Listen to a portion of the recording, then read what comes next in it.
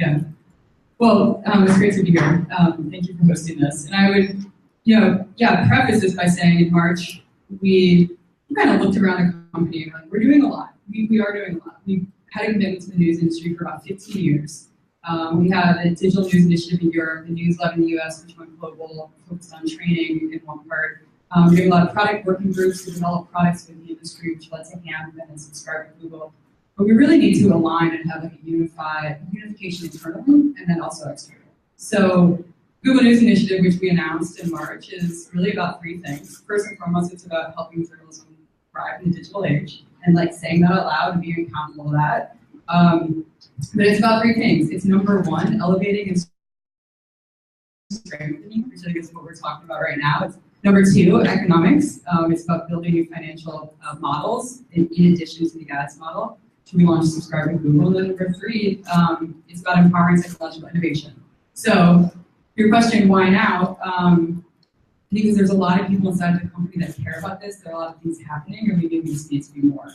So the 300 million, right now we're figuring out like what's the structure and form look like. We know we're going to work on product.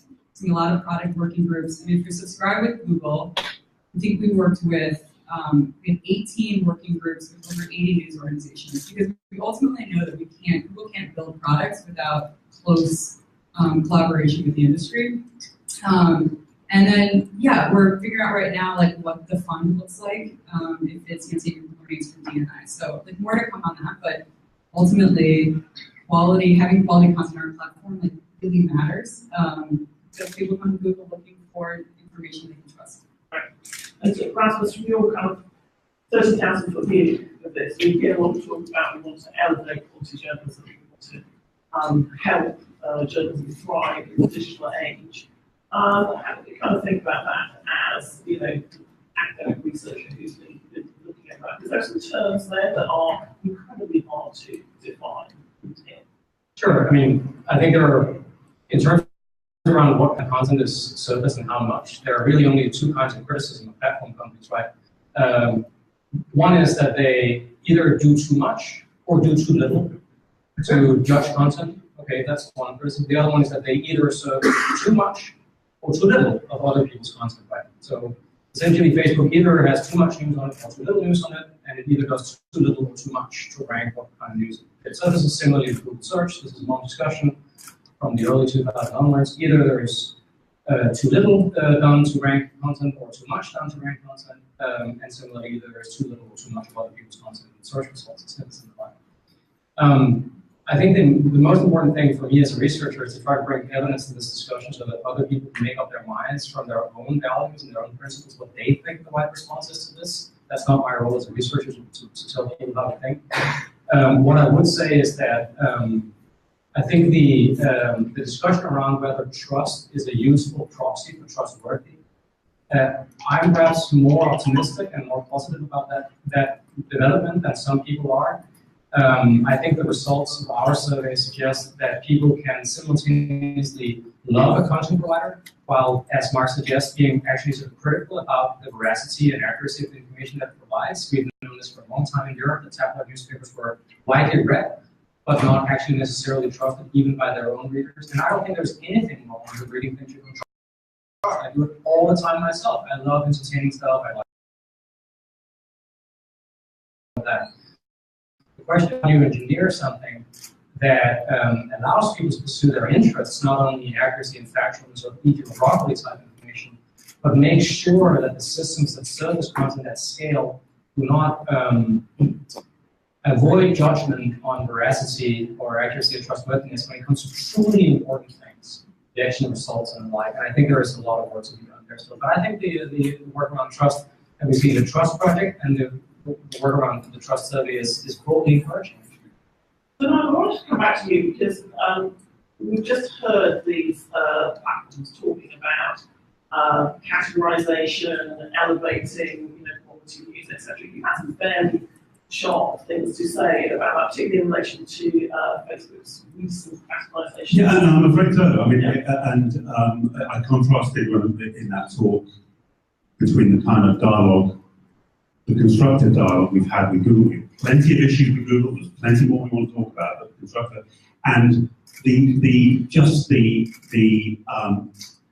level of the lack of substantive progress with Facebook. I mean, people know here that on the topic of the approach Facebook is taking to advertising on the Facebook platform and the news providers and the attempt, first order attempt to blur and to treat news providers as if they were political parties or advocates. The 7 journalism industry bodies representing 20,000 publications are now involved in this. These publications from around the world. Campbell wrote a blog yesterday saying many publishers are happy. I'd love to meet one. We've got 20,000 unhappy publishers. Facebook, despite the fact that so many publishers are unhappy, they've implemented already a model of this. And I thought if you've got a slide, I'll give you an example of what's actually happening on the ground here. So I'm going to show you a couple of ads. New York Times ads on the Facebook platform, which have been rejected by the Facebook algorithm and placed in a public archive, which is for ads with political content. This is now for anyone, and the dangerous political thing you're looking at there is a pistachio and rosewater semolina. It's quite radicalised. It may be slightly elitist. I want to say the cake may contain nuts. Frankly, Facebook may contain nuts. It does not, to my understanding, contain political content. When we think about the excellence of algorithms, their ability to help in the matter of editorial decision making. Now, to be fair to Facebook, we pointed this out and taken it out of the political archive. But the extent to which the machine can mistake that for politics gives you some idea about the subtlety of what's going on here. If you look at the next slide, which is a more typical one, another rejected ad. Here is an ad which is featuring a New York Times news story. Trump pulls out of North Korean summit meeting with Kim Jong-un. But what I want to say, this has been rejected, and this is now in the ads with political content. We have a fundamental objection to the idea that reporting, I mean, I absolutely accept Donald Trump is a politician, I accept that what he does is politics. But to blur reporting of politics with politics itself is, as I said a couple of days ago, like saying that articles about pornography they contain pornography. That's how it works. There's a distinction between capturing and reporting at arm's length an activity and being part of the activity. And our news reporting strives and has got a long history of striving to be impartial and dispassionate and is different fundamentally as a category between the actual activity of politics itself. Moreover, it's completely clear that the enemies of high quality journalism want to blur the line. They want to blur the difference between arm's length reporting of politics and politics itself. They say there's no difference. And I'm afraid unintentionally, this is not about Facebook's intentionality. Unintentionally, I'm afraid Facebook is supporting the enemies of high quality journalism. Campbell.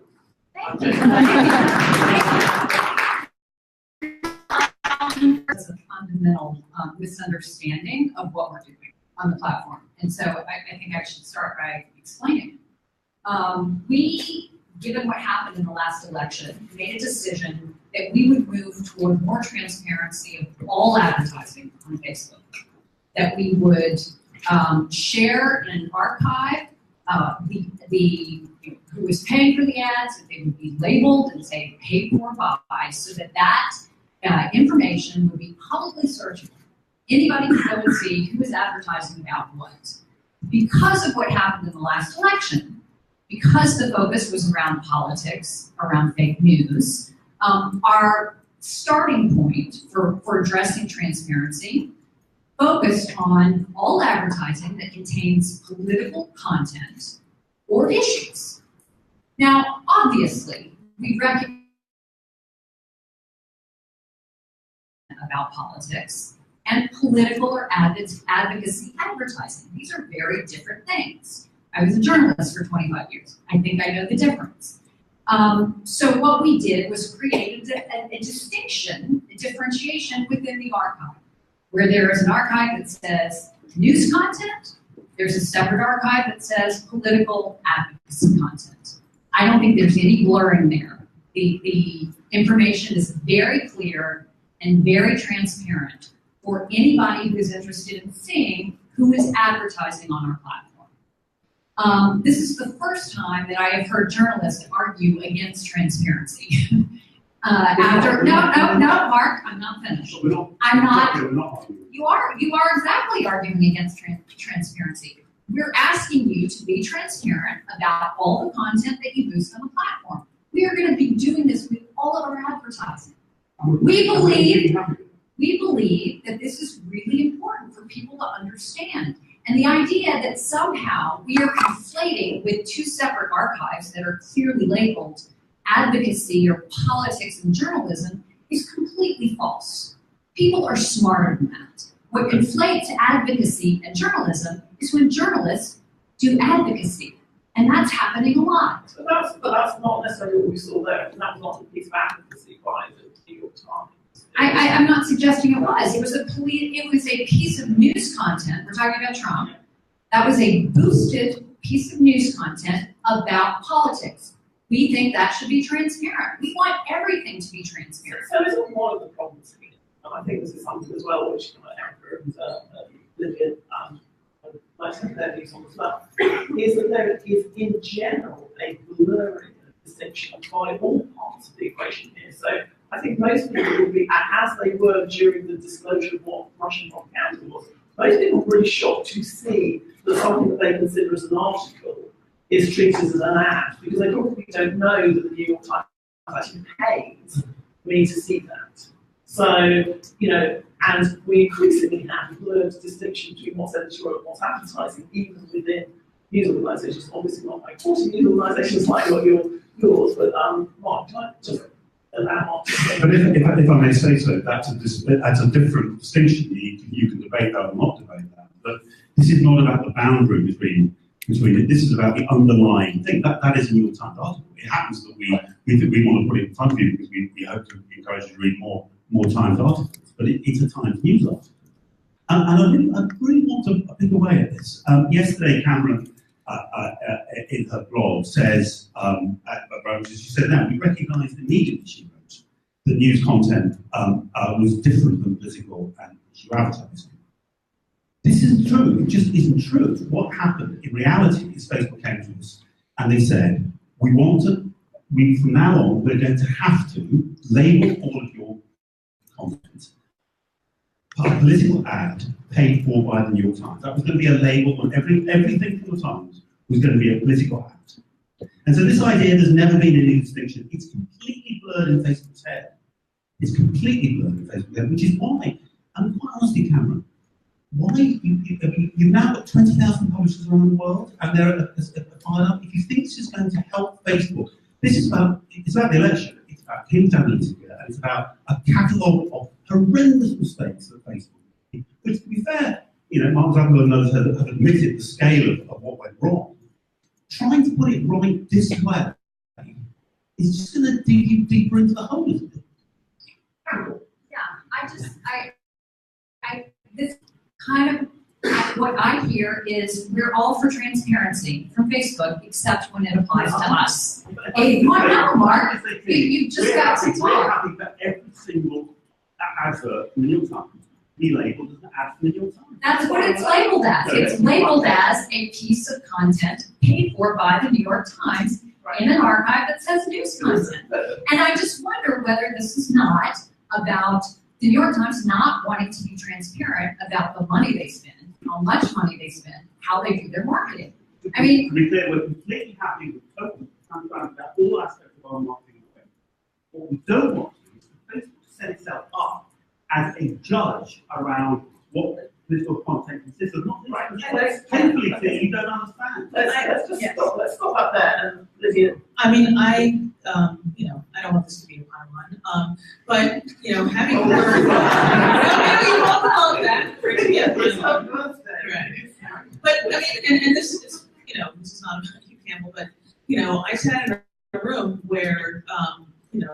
Zuckerberg used phrases like broadly trusted and common ground in a way that, frankly, to me felt downright Orwellian. I don't want trust to be a popularity contest decided by users on Facebook.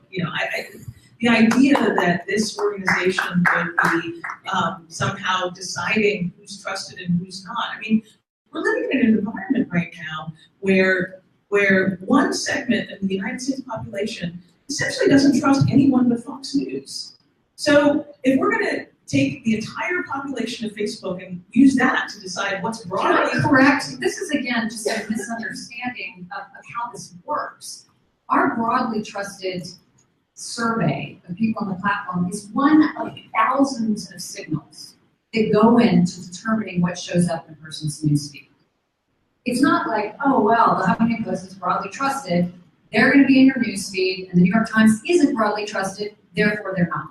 This is a survey that contributes to many, many different signals that go into making the determination of what appears in someone's newsfeed. So for example, you mentioned earlier the Trust Project indicators. That's another signal. That's another signal we use to make a determination about what is and isn't quality.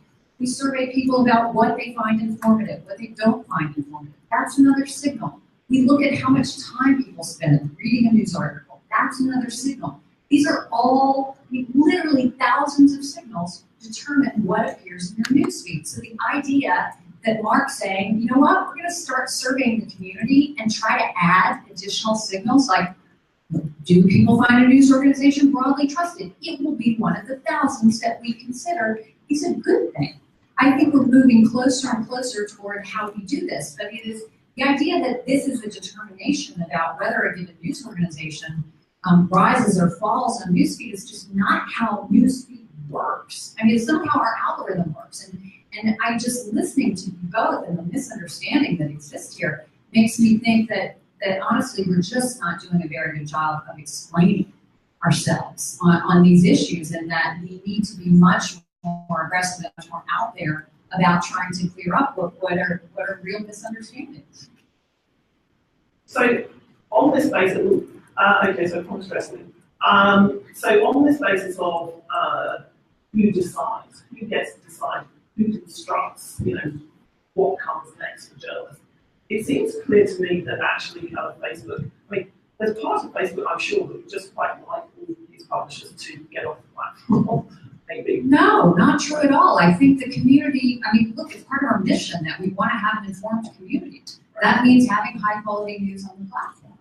But do we know what high quality news means? I mean, and that's hard, trying to define it. That's why you want so many signals to help you make that determination. Again, I mean, I think that there has been a strong focus, understandably, on from the top of people at Facebook on two kinds of news, right? Local news and investigative reporting, and those two are held up as being the kind of paragon of the most important, virtuous. Those are great forms of journalism. There are lots of other kinds of journalism out there that need support as well, right, and that people want to read and people want to engage with. And so this is another thing, and again, I'm not saying that you're just only going to force local news and investigative journalism down people's throats, but we all live rich and complicated lives, and the idea that like these two forms of journalism are the ones that sort of pass the smell test and everything else can just kind of, Well, there's also the question that is Sinclair Media, which is now local news. That's a great point. I mean, local news scores, local television news scores at the absolute top in your findings, both in terms of what's a news source that you've used in the last week. I'm proud to say that Post was #1 in digital news sources in the United States. But in terms of what's a broadcast and print, local news was #1, and in trust, local news counts as #1. So local TV news. So I mean, I think to me that is a on fire question for us. Is what is the future of local television news in this country look like? I spent many weeks crossing the country last year and frequently stopped and did interviews on the local newscast. And did you ever work in local TV news? I did. Yeah. To 3 local stations. So you know how deeply trusted that connection is between the local TV anchor, the local TV reporters, and that community, the type of service journalism that they provide. So the idea of that being co-opted and perverted by political agendas, having them sandwiched into, the report about the parade and the weather and the traffic is, to me, probably the most terrifying thing in journalism right now. Erica, because in a minute I'm going to attack her because nobody else is. Okay. I can attack the book. I was going to say that one of the announcements we made in March was about authoritativeness. So one of the things that was happening is during breaking news situations on the top UI of Google, top stories, for example, relevance was what was bringing content or showcasing content immediately after a breaking news event. And we know that it takes news organizations, 5, 10, 15 minutes to verify a story. And it takes perhaps conspiracy theorists a bit less time. So we've begun to look at authoritativeness as a signal of quality. And I think that's, could be very nuanced if you add on top of that, what the Trust Project has been doing in defining. So proximity, who funds the news organization? Do they have an ethics policy? And so there's this whole world of Trust Project signals that we think are really important, and then we've supported them for multiple years to figure this out outside of Google. Then there's also just this move to understand authority, and when authority is important over relevance, and so that's something that's going to be continually developed. But I'll say this, that right now, part of the signal authority is what publishers self-select to be a part of the Google News corpus and things like that. But I do think ultimately this is about transparency, and we on the platform side, the very different platforms that we do need to be having how we view these things, because ultimately that will actually build trust in the ethics, certainly inside of Google, and importance of how we think about these things. Well, one thing that both of your organisations could do is just open up and have much more available in your APIs. If you're trying to study Google AMP, it's really difficult. You have to do manual collection on this. It sort of feels as though the opportunity to kind of introduce that transparency is there, but not every company really wants to do it. Well, this is what we should talk about for GNI.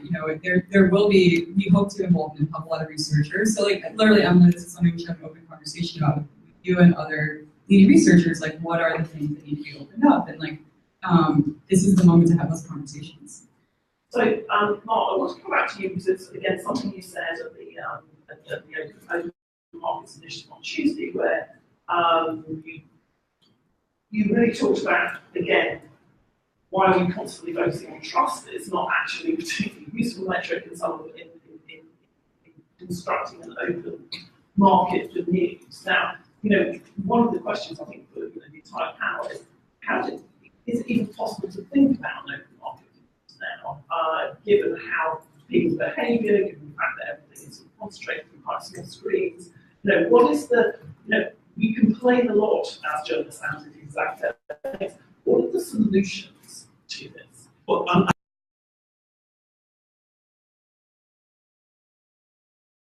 is that you've got an economic environment which is sufficiently strong that it makes literally the kind of activity of journalism to a decent standard, escalated local, national, whatever, makes that possible.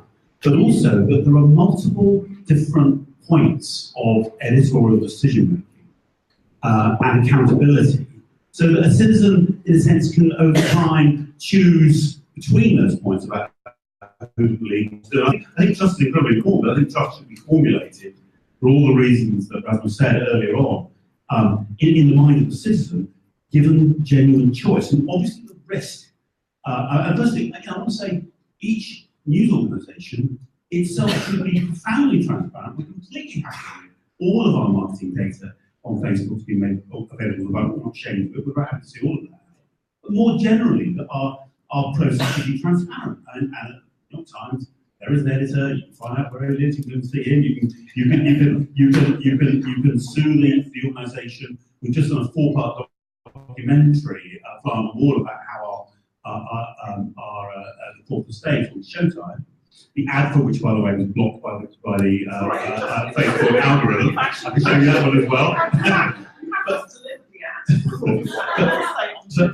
But there needs to be the worry about the big platforms, particularly, and I'm afraid to say, like Lydia, I say, Mark Zuckerberg's remarks, which I know come from the heart and are intended to help, make my blood run cold when he starts talking about how he thinks about community and about broadly trusted. I think these are terrifyingly naive perspectives on news.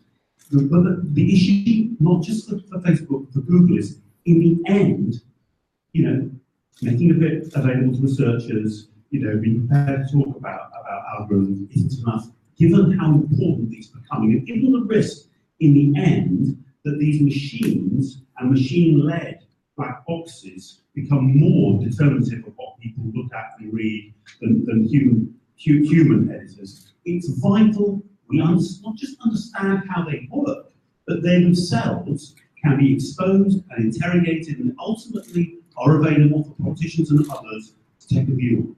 Part of our society, it's far too central to democracy and politics to be left to a kind of set of proprietary ideas and different ratings and all that sort of thing. What about the idea that actually we're just reconstructing plurality, and that's what I'd like to sort of hit your views on this, that we're just reconstructing a different type of plurality where the gatekeepers are slightly different. Gatekeepers maybe in the AT&T and the Facebook, and everything is actually just moving away from one set of, forgive me, Mark, white men to another set largely of. I have to say, it's incredibly refreshing to be on this panel as well.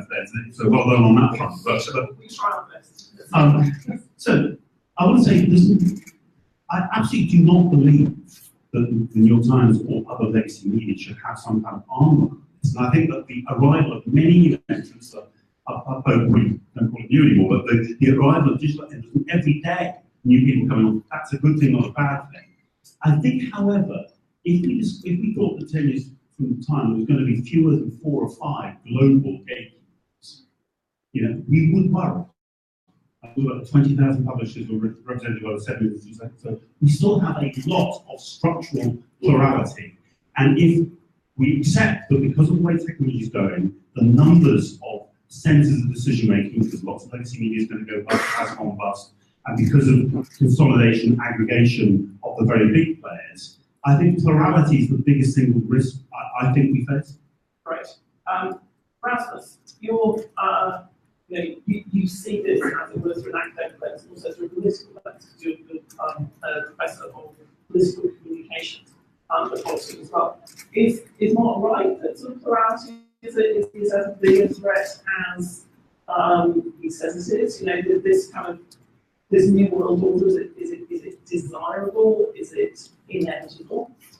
I mean, first, I think a premise I think we probably should establish for this conversation is that while there are many reasons to be concerned and many concerns that we should seriously discuss as a society, and I'm glad that Mark and others are raising them, I do not know a single person under 40 who would rather have the media environment that I grew up with in the 1990s than the one we have today. And if they want it, I am happy to take them to the provinces, the outer reaches of Denmark, and show them what that's like to live in a small village with access to one regional newspaper and very little else. Now, that environment then is plurality present there? In one sense, absolutely yes. I mean, we live in a world in which essentially 2 organizations, Google and Facebook, serve news to more people than any organization done in the history of mankind. And the way in which they shoulder that responsibility is absolutely decisive. In fact, then, when we look at how they have shouldered that responsibility, the most rigorous, independent, evidence-based research I know of, in fact, suggests, and this is not only us at the Reuters Institute, but many other people too, in fact suggests that discovery through social media and search increases the diversity of people's news consumption. It does not reduce it. The filter bubble hypothesis was a really important and urgently pressing question, and Neil was brilliantly pointing at it and putting us to us. But at this stage, and it's one we should keep asking that question, at this stage, the evidence suggests that in fact, social media and search drives diverse discovery. It incrementally increases political participation and civic engagement, and importantly, it does so particularly powerfully so for those least interested in news and for young people. So in a society in which that's embarrassing. Sorry. In a society in which so many other forces are increasing inequality, I think it's actually critically important to appreciate at this moment the way in which the major platforms operate, in fact, seems to somewhat counterweigh these tendencies. Now, are there other considerations? Absolutely, yes. around diversity, including their role in the market, in terms of advertising, for example, and including their role in the amount of data and talent and the like that they are accumulating? Absolutely yes, and I'm glad we're having this discussion. I think what's important as we have this discussion is essentially sort of two things. One is that we try to have it on the basis of some sort of evidence, so it's not basis of moral panic entrepreneurs advancing, the latest assertive, utterance about what the world might be like in this space, but we have to try to understand, because these things are so important, let's at least try to understand what's actually going on. We would never build a bridge just because someone said we should in a particular way. We try to understand it first before we do it. These questions are too big, too important to address in a different fashion. So evidence first. The second one is that I think we need to accept that there are no solutions in this space. We live in irreducibly diverse societies where we have different values. And we will not agree on how to do this. It's too big and too important. I think we see just on the panel, we see different principles, points of view. And that's why I think it's so important that we not only bring evidence to this discussion, but also that we appreciate that we move away from this way in which the discussion played out for too long, with sort of unilateral pronouncements from individual companies, and to a forum like this, where I really appreciate it's uncomfortable to have just a sort of a spiky conversation around this, perhaps particularly uncomfortable on your birthday. But it's also really important, and I think it's really, really a sign of maturation, if you will, from companies as well as the community as a whole, that we now actually can disagree in public and try to help each other understand, and then arrive at each of us in the room on the basis of our own values. What do you think this should look like? I mean, I may have my own views, but what do you think? Right? This is the collective conversation we need to have now. I'm going to ask them what they think in about 2 minutes, so get your questions ready. But on that point, and this is where I'm getting this Lydia's help, push back on you. You're right that actually in some ways the friction we've seen to New York Times and Facebook seem entirely healthy. Facebook is an enormous structure of power in economic terms, in civil terms, etc., but not as big as Google, which has its tentacles absolutely everywhere. And I said the other day, the fact that Google is getting really favourable ratings from news organisations is great for that particular relationship. But is it healthy when we have something like Report for America, which is only partially supported by Google? Google has no direct control over it. Is putting reporters into newsrooms in areas where Google is also selling software solutions to attack fraud, schools, etc., putting self-driving cars on the road. I just worry, as a complete outsider to this world now, that relationship is just too cozy, or it is in danger of becoming too cozy. The conflicts of interest are really significant.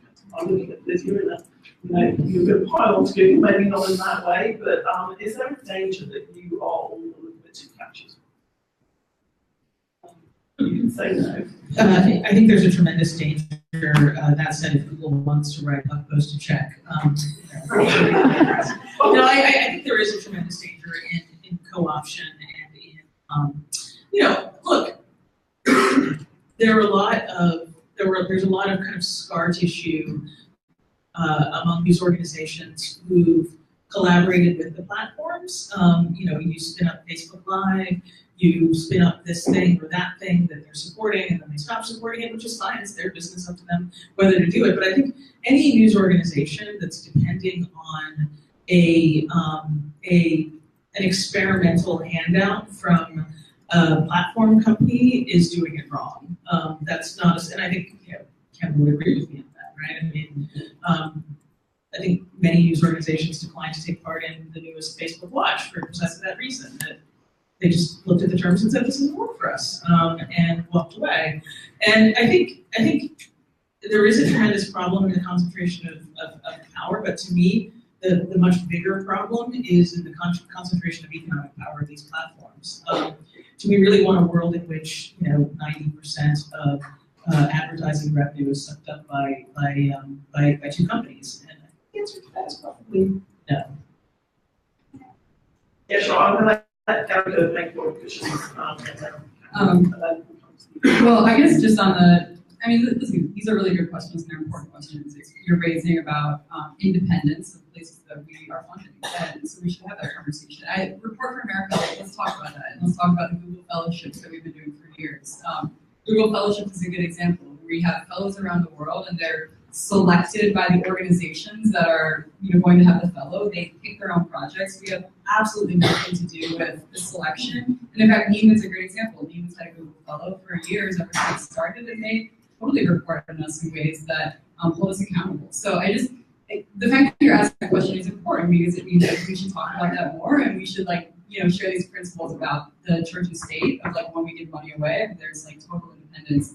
And frankly, we really care about independent reporting, and we think we should be held to account too. So it's our expectation when we do give away money like that, and that in that sense, like Report for America, that those organizations are independent to cover Google the way that they should, and that they will. So there are just two quick points I want to make. There's a fundamental tension that I think is always going to exist between media companies and tech companies when we try to partner with each other. Media companies need stability. In order to build a business over the long term, they need to know what's coming. Technology companies are exactly the opposite. They want to change, they want to innovate, they want to change constantly. And I think we haven't been great in the past about just being really upfront with partners who want to experiment with us about how trashy and rocky a ride this is going to be. So we're trying now, for example, with Facebook Watch, where we're funding new shows, to say, look, this might not work. So if you come on board, know that this may not work. But if you're game to experiment, we'll fund it because we all want to find new formats, new ways to tell stories, and a lot of news organizations don't have resources laying around to be able to experiment with these new ideas. So if we can help them try new things, and it may not work, none of it may work, but I do think when we're trying to reach a new generation of people who are not consuming news the same way, you have to have some sort of format where we can test and try and experiment new ways of doing it. And then just the broader point, I get that, this is affecting Mark's business, our decision around political ads. I understand that. And okay, well then not. But it's something you're deeply concerned about, Mark. I hear you. Right. But when we make this decision, I think you have to take a step back. I hear Mark's concern, but this is about the integrity of our election. We have a midterm coming up. You know what happened on our platform during the last election. We have very few ways of trying to address many of these problems beyond the ones we're already doing, which is trying to tackle the fake accounts, but by just opening up the everything and being as transparent as possible around the advertising that takes place on the platform. And that's what we're doing. We're trying to throw it all up. That way, reporters can search a publicly available database of everything that's out there. And the reason it's focused on political content and content around issues is because that's what was at the heart of the last election. It wasn't about Target trying to sell laundry detergent. It was about politics. Just very quick question, but it's just not much better than human beings. I mean, it doesn't seem like it's that hard. You mean the review process? Yeah. I mean, sure. I mean, capturing a cooking thing is a bug, and those things are going to happen, and we're going to have to fix them. But I don't see what's wrong with saying the New York Times paid for a boost to the story about Donald Trump. There it is. You can see it. You know it. There's nothing wrong with that, and we label it in an archive that says news content. So that's what he's opposed to, that we label it in an archive that says news content, not an archive that says political content. That's a different place. You have to go search somewhere else for that. But in an archive that says news content, I have a really hard time understanding why the transparency of having your ads, your boosted content appear there is such a problem. And this is, I view my job is to advocate for news organizations within a really big company with a lot of competing interests. But on this issue, I just think you're wrong. I've been pushing like crazy for Facebook to be more transparent, and I'm going to keep pushing, and it's going to impact a lot of people, but I do think it's the right thing to do. So, thank goodness I can turn it over to the audience. I'm going to start back left. If you can just say who you are, because I think I know who a lot of you are, but lots of other people don't. And as somebody said the other day, make sure there's a question mark at the end of whatever it is. Absolutely. My name is Thompson. I'm Director of Partnerships with the News Literacy Project, which is partnered with many of the organizations represented on the stage.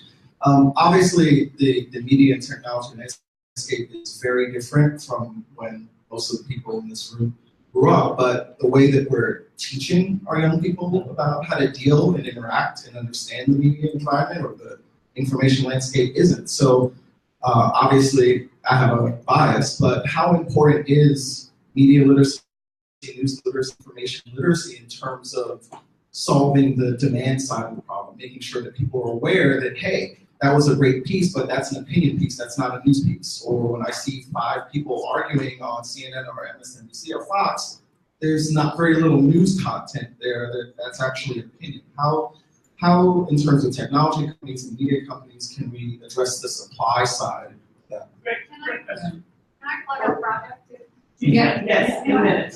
Well, to Google, it's very important. I mean, we just announced a $3 million grant to the Poynter Institute working with Stanford. I think your project is amazing too. What Stanford is doing, and why we were so compelled by their research, is like we need to teach people critical reasoning skills. So it is like, sure, if you see an article, it's like, I'm using this stuff of like, ask yourself these 10 questions. Like, that's good. We also need to like get in there earlier and say, you know, educate them on like how to think like a fact checker. And that's some of the research they've done, where they've like given students at different ages websites to look at, and they're going to tell us if this is trustworthy or not. And a lot of those students and people stay on the same page, and they read and they look at the citations, as opposed to what fact checkers do, which is they do lateral reading. They start going, pulling up other stuff. They see who's the source, who pays for this, etc. We just have to like be much more invested and use more of our resources to do exactly what you're doing. So it's hugely important to Google, and you'll see more coming from that. Google, I know Google has been doing a lot on this, and it's like, this is one of the things that isn't always as sexy as the fake news stuff and everything else, and so it doesn't get as much attention. But we are partnering with you all on developing a curriculum to get to schools around news and digital literacy, and it's. I'm so glad you're doing it. Facebook is funding it; they're doing all the work, but it's about building this muscle that I don't think any of us needed to have, which is we just didn't have that many sources of news, so we didn't have to be as discerning as our children do. I mean, my 2 kids, they're going to grow up literally, you know, probably never opening a textbook in their lives. Every bit of information they get is going to take. I'm sorry. That's how old I am today. Emily, but it's giving them I was just replacing on my own children. Giving them the skills to be discerning about different kinds of news and know the questions to ask is something they need to learn, and we don't teach it at school. So developing these curriculums, which is what the News Literacy Project is doing, is I think pretty incredible. Well, if I can just say, I think that I talked about this a couple of days ago. One of the issues we've got is a lot of the signals to audiences which are available. You know, if you turn literally to the physical opinion page of the newspaper, you know you're in a different realm. It's about a platform for debate rather than a news story or a cable news TV show where it's obviously a discussion framing a political subject. We've lost those signals. I'm not blaming anyone for this. I think those signals aren't as apparent, particularly when you're in a social feed or you're looking at a stream of Google App stores or whatever. And I think we need to work together to put those signals back. I think the best people to put signals back, by the way, are the originating publishers.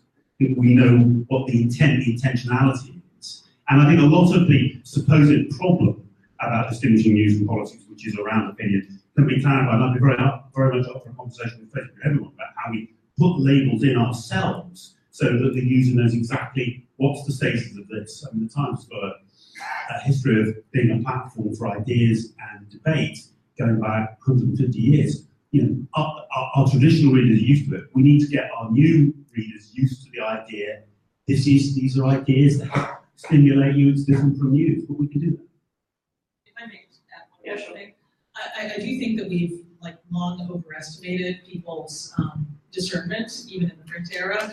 I remember when I was a young reporter at the New York Times, and they explained to me that the way that you know the difference between a straight news article and a news analysis is one is justified, bragging, right? And I was like, oh, that'll make it clear. Got it. I love the words justified, bragging, right. Right. I never forgot it. But and I think we should remember that that this is actually a really Right, absolutely. Now, I'm not deliberately ignoring Jeff Johnson, I am tonight. we're always going to Jeff. I'm going to take another question from here, and a question over there, and then. Mike Miller, I'm currently unemployed, but soon to be a fellow at the Social Science Research Council and Media and Democracy Project. And my question is for Lydia. Earlier you cited a statistic that said something to the effect only 25% of people would be willing to pay for a subscription. It seemed to suggest that was too low. And so my question is, it's not a rhetorical question.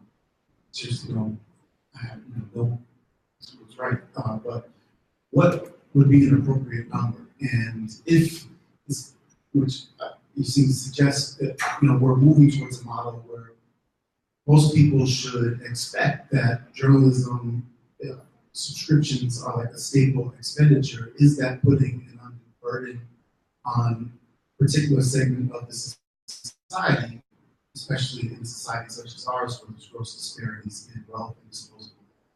Yeah, I mean, it's a fascinating question, and I think that the portion of Americans who have directly paid for news has always been pretty small. I don't know. I don't know the historical data, but I'm guessing that more people are paying directly for news now than they did. I actually don't know the answer to that question. I shouldn't speculate. But the reality is that a lot of people pay indirectly for news. Let's say you have a cable bundle. Part of that cable bundle is going to support, a little tiny sliver of it is going to support the newsroom of CNN, of NBC, and all the. So people do pay for news in indirect ways that I assume is not captured in this. One of the people directly paying for news comes from. It is inspired in many ways by the fantastic work that the New York Times has done in this area, and I used to work there. And I'm a huge fan of the organization and a huge supporter of it. And one of the things that we often talked about was the curious reader and how important it is that the Times reader is not just an affluent person; it's any person who's curious. And I think that that's actually a great way to think about who the ideal consumer of the great product of the New York Times is. And how post I ask a different question is, and that is, what about the incurious? What about people who don't think that news is important to their lives? Young people who discover news because they happen across it or they search for it. And so it's not like the most inspiring slogan in the world, but like, work for the incurious. People who don't know that they need to be informed. I'm kind of kidding, but not really. I mean, I was championing the balls and on the See, you've already improved upon our slogan. So I do think a lot about this question, and Josh Penn at the News Lab that talks about the unused and the underused as a kind of similar to the unbanked and the underbanked, and people who are thinking about news consumers who are never going to pay for news. People who are not particularly news literate. I think those are really important. That's like a huge population, not just in the United States, but around the world. And I've spent the last 18 months of my life thinking in great detail and kind of endlessly and with considerable frustration about how to serve quality news to those audiences that frankly are probably never going to pay for news. Rasmus, I mean, actually, Rasmus, also, you said 7% in the UK, but obviously, I don't know whether or not you deduced it from, say, the license fee. Well, otherwise, a lot of people would be in jail. Thanks for raising the question. I think it's a pretty important one. And let me first say, I believe strongly in the value of journalism. It's public all that stuff. But here comes the but and a bit of tough love. And I'm not saying this is the only part of your question, but a lot of news publishers, when they talk about paying for news, what they effectively mean is that we think people should pay for what we already do. This is about pricing the product on basically the cost to produce. We are not making money, therefore you should pay.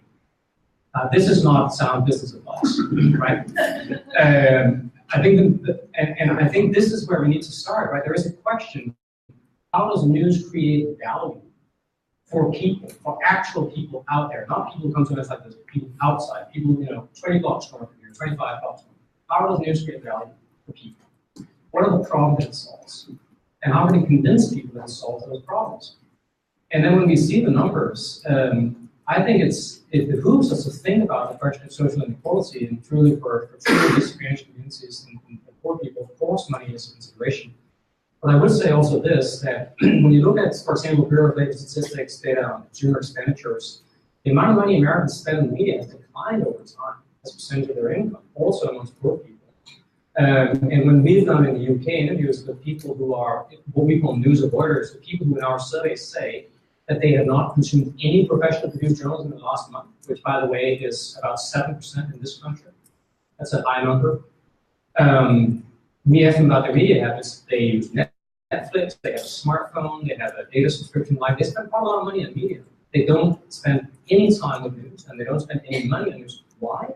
Well, because they do not feel that news creates any value for them. It doesn't make their life better in any way. In fact, it often makes their life worse. They find that it is depressing, they find that it is disempowering, they find it increased their alienation. It's the kind of thing that they would not let their children do. Okay?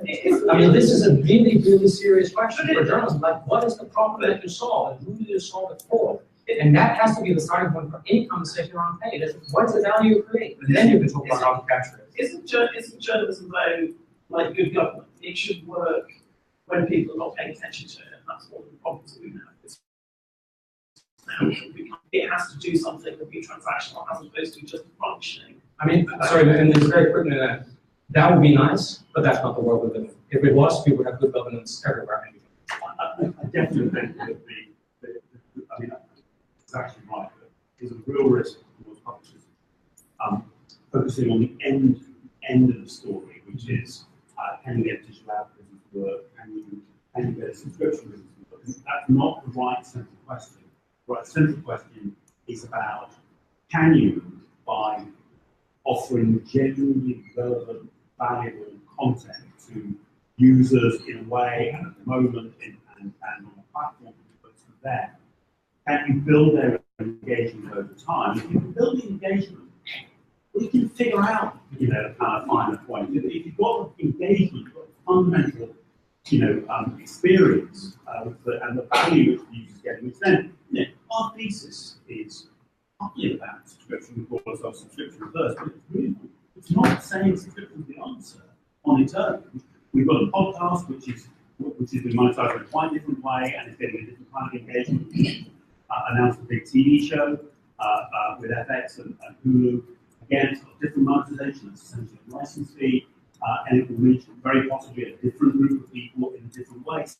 So, to me, the heart of it is relevant. It's exactly as someone says, the fatal mistake is to assume you've got a legacy fixed business, and it's somebody else's job to pay for it without you changing it. And I think all over the world we can see that kind of conservatism failing this. Question over there. Yeah. Good afternoon. I'd like to start by saying happy birthday. And into Facebook, I'm one of those folks who have received a scholarship from the Facebook Journalism Project, which made this possible for why I'm here. And my name is Randy Jenner, and I'm an Strack student. And I've been focused on management. My question has to do with more evidence or something that we're doing now, and perhaps it's more a question for Mr. Wilson.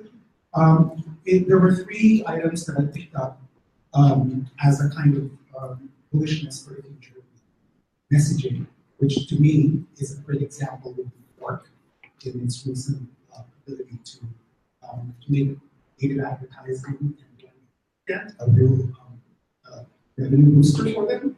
And then you mentioned audio, which of course strikes me as a student because, you know, we get boot camp in August, you know, on audio and how to make that usefully. And then the third one was, well, actually, those were the three things. So is this based on, what's the criteria on the bullishness of this one? Is it about economic power? Is it about trustworthiness? Is there some sort of Nordic specialist that you came upon that brings you to that these conclusions? Thank you for the question about research. Yeah, okay, so quickly on that, thanks for picking up on some of those simple points. I mean, essentially, I'm trying to look for the areas where there's potential. Right? I mean, we know that the media business and the media practice of the 1990s are fading fast because we do no longer live in the 1990s. And I think we should think about the future. Where is the potential? Where are the new opportunities? And I think the areas that you mentioned are examples of where we see the opportunity for that sweet spot, that overlap between ways of doing journalism that reaches people in a context that makes sense to them, that's convenient, accessible, compelling for them, solves problems for them, makes their lives better, and perhaps in a way that they're willing to pay for, either through a subscription or in other ways through donation or membership. So just holding these up as new opportunities, because as Mark rightly said, and I'm glad this is not the tenor of the conversation here, but in many conversations like this, the tenor of the conversation often is, what can we do to solve the problem? And the problem is defined as getting back to the revenues of the 1990s. And if that is the problem, then there's no solution, because we no longer live in a world of low choice for the consumer and high market power for publishers. We live in a world of high choice for the consumer and low market power for the publishers. So we have to think about what is the situation we're in today, and where are the opportunities for the future, for the practice of journalism, for those of you who are journalists, who aspire to be journalists, but also for the business that can be done. So we've just pulled some of these out as the areas that we think are exciting and where we see many examples of innovation. For example, in the Global South, organizations like Radler and Politico in Mexico, The Wire in India, organizations are very bullish about their ability to leverage platform powers to reach people, to create value in their lives, and get them to either donate or pay for that journalism. Jeff Jarvis. Take questions. I'm Jeff Jarvis, and I'm proud to say that I'm from the Frank Newmark Graduate School of Journalism at So the question for the non-platform folks, for Lydia and Mark and Rasmus. I'm about to start a project trying to aggregate the signals of quality and lack thereof, external signals, besides things that platforms already do. Because I think that we in journalism need to help them make better decisions about promoting quality, both in terms of attention and in terms of advertising. I'll also take this on the platforms, but also to advertisers. So my question is, what are the signals of quality in journalism that you would wish, besides your own brands, that you would wish that both platforms, technology companies, and advertisers would use to try to push toward resources in terms of promotion, attention, and advertising? So I'm nervous about the whole direction of travel here. You know, I can come up, anyone could, with a list of, you know, numbers of journalists employed and so on. But I think that we're comfortable with the idea of fighting our corner and trying to win our audiences in very open environments like Facebook and the wide, internet as a whole, and to stand on our reputation and to convince users one by one by their experience of our journalism. We do what we do. And I mean, this stuff is difficult and dangerous, in my view, to algorithms to somehow imagine this could be codified. We have one simple suggestion is there are a number of well-established industry bodies which gather groups of publishers together.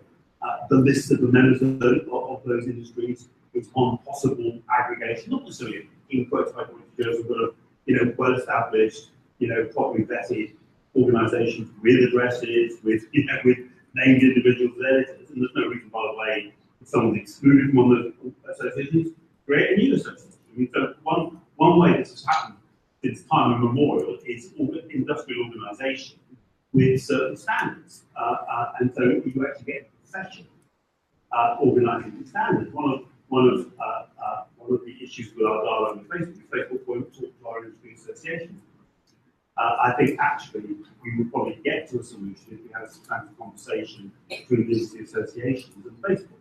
And we think that therefore organising, and be quite clear, not saying it's just going to be lazy media. If new entrants want to have their own organisations, that's fine. So I'm reluctant to surrender a list of kind of automatic signals which taken together demonstrate trust. And I think history tells us that it's a complicated thing, trust. And there are times of kind of majority error when mainstream media gets it wrong and it's some untrusted outlier who's got the truth.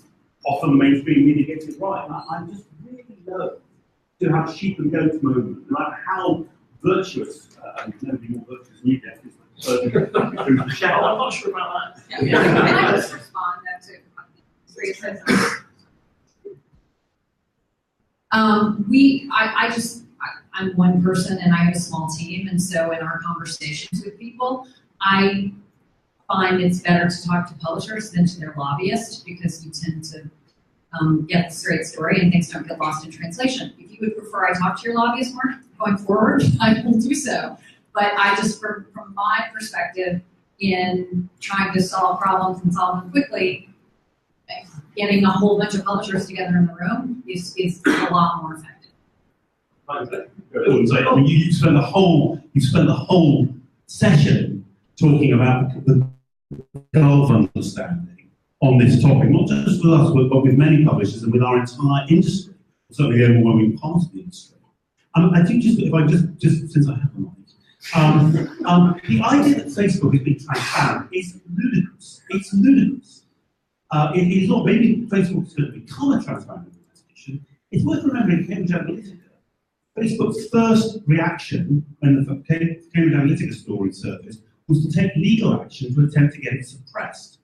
And the kind of Mickey Mouse world in which Facebook is in favour of transparency and publishers aren't is nonsensical. We're completely comfortable to be transparent about our marketing on Facebook. But the idea that Facebook currently operates in a transparent way is ludicrous. I didn't suggest that, Mark. I think we have a lot to do in terms of trying to be far, far more transparent. So I know you're wound up. I just want to say that we're moving toward transparency in our advertising, and that's what we're fighting for. I just wanted to respond to the next question. I thought we'd like to start Facebook. Yeah, I mean, I'm very much in Mark's camp on this question. I would rather wait for, governments to regulate large unaccountable companies rather than give the tools to those companies to regulate us. I think that's, I wouldn't want to give any ammunition to these places to say, oh, here, we've agreed that you're the sheriff, and these are the rules by which we're all going to play. I think I think that would be suicidal on our part. Our independence, our identities require us to think of ourselves as having our credibility judged not by our achievements, by the bodies that, it's great to win Pulitzers, it's great to have big audiences and all those things, but I think we need to grind out trust one user at a time. Story by story, video by video, and that's really the only, from my perspective, the only validation that matters. Right. I think over there, then over here, then over there. So two bars, less than over here, one over here. I can project out of you. We might need you on the live stream. Gabriel Sands, I'm in News and Journalism Partnerships at Reddit. I'm curious to know how you consider discourse on platforms or on your O&O, as the case may be, as a complement to the content that you're either distributing or producing. That's a great question. Mark, you should. You guys are great. Well, I mean, to me, the fundamental object is to try and get a kind of as positive a dialectic as you can between, if you like, the incoming stream of professionally reported and curated content and public discussion of what that might mean and debate about what that might mean. And quality control certainly on our own platform, we have very little control over hands off our platform, but on platform, trying to make sure, we have, going back to Earl Hawks, who bought the paper in 1895, a theory about intelligent and civil debate. And we're pretty ruthless. And if we can't moderate to achieve that, we won't have content. It's like, we've never had a problem. We have advertising from news organizations, we have advertising from advocates, political advocacy, advertising. We've never had a problem distinguishing. We've never had a single complaint about a confusion between news and advocacy because we're very careful about how we handle advocacy. But the same way with commentary debate, we want to maintain a standard, but to encourage it. Of course, we want engagement. And one of the ways in which the public can engage with news is to, have opinion about it. It's interesting because one of the biggest changes that we've made in Post since I came on board is we actually shut down our open contributor network. For me, that was really important because while it was an extraordinary innovation when it was invented in 2005 and Post first launched, it was really a sort of signature core part of the brand. Fast forward to 2018, our problem is cacophony. Our problem is confusion about, what is news and what's just somebody spouting off. So we've come from, this kind of radical internet roots of a platform for everybody, and have put a much greater emphasis on trying to make it clear to our audience that these are our editorial products. These are the things that we put our name and our brand behind. And I think now that we've reached that equilibrium point where I feel like we've made that known, we do want to get back into that engagement game, having a deeper conversation. And I think it's, I think one of the things that is really admirable about the New York Times is its approach to getting great content from its readers and its commenters, and they're really interesting people. But I think that's something that you build over time with a deeply engaged audience and a very, very strong brand. So I would look to a model like that as something that how we would want to start engaging with our readers now that we've kind of got our own house at work. So we've got time. I think we can get in. I'll try and get in the remaining questions. So, yeah, there, yes. Hey, hi, I'm Ben Jackson. I run a consulting firm called Wind. Before that, I was at Vice and the New York Times, and I built some algorithms in one day. And one of the things that stuck out to me was hearing about thousands of signals that go into newsfeed. And the first thing that came to mind was I have no idea how those are weighted. And that goes back to this fundamental question that you all can't open your algorithms to the public without allowing them to be gamed. So here's a question for Mark and Lydia. If you could put yourself in the shoes of the platforms, short of open sourcing your algorithms, what's the first step that you would take to start building a little bit of trust? Great question. You are, imagine Mark, you are on Facebook. What would be the first? What do you do? I think this is a difficult problem. I mean, to be honest, when I say so, fundamentally, it's not as a publisher my problem to solve. But of course, But you have a lot of opinions on how well, as it happens, I think some of the suggested solutions sound to me worse than the disease, actually. Although I agree with Robert Thompson. Give us better. Well, so I worry about having a kind of statutory or judicial algorithm review board, as Robert Thompson News Corp has suggested. I think that, as it were, handing control of all of this to politicians or their proxies runs its own manifest risks. In a sense, I think, not literally, but one imagines that President Putin and President Xi Jinping already have such boards, as it were, and they control the way algorithms work. But I think, honestly, I want to say the first thing is we may have to, the platforms may have to consider a much simpler approach to news, i.e. fewer signals, public signals, and the algorithm is not the general algorithm. The algorithm, insofar as it deals with content, not continuously changing and optimizing. Some of you might not optimize from time to time, but there are longer periods where it's stable and can be understood. They're going to obviously have to build in protections against gaming.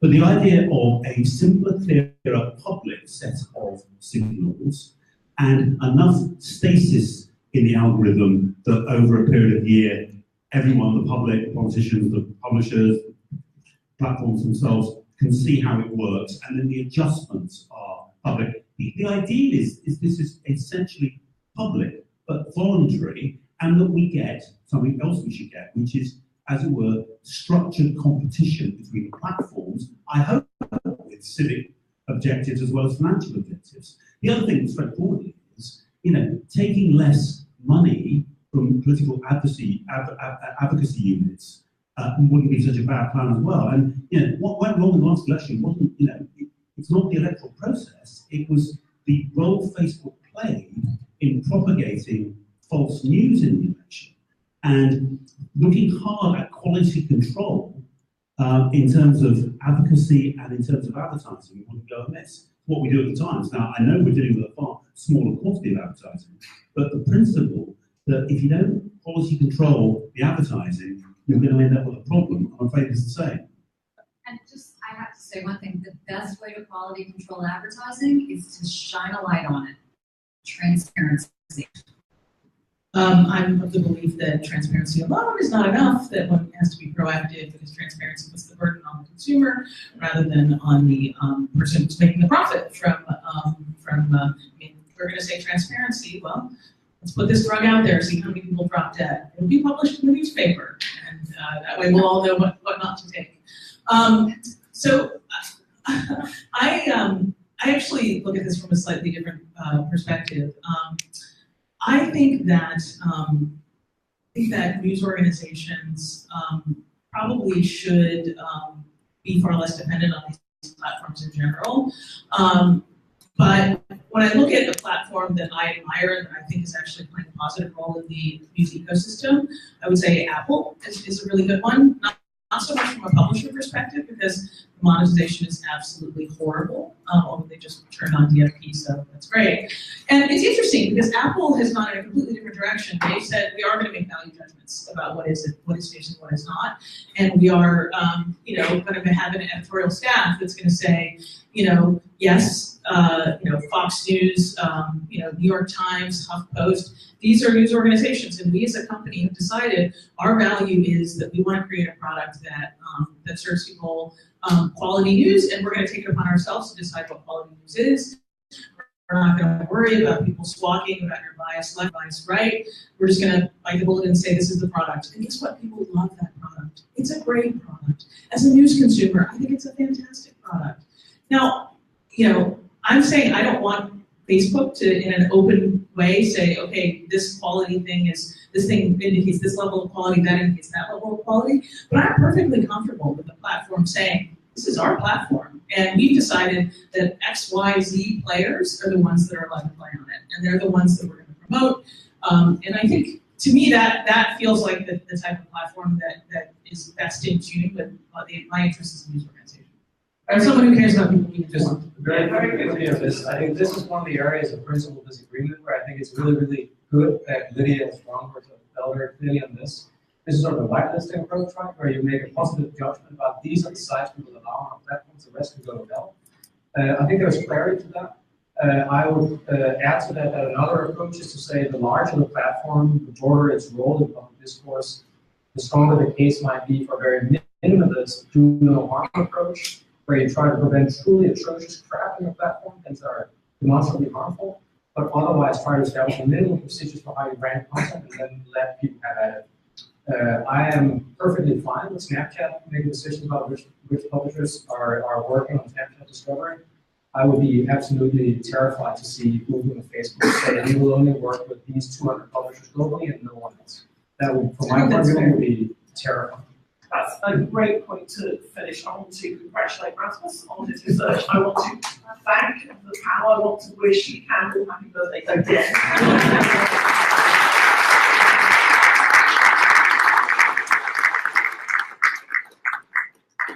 And thanks so much to Thompson for hosting us. And if you're interested in hard copies of the report, they are in the corner. Thanks very much, everyone.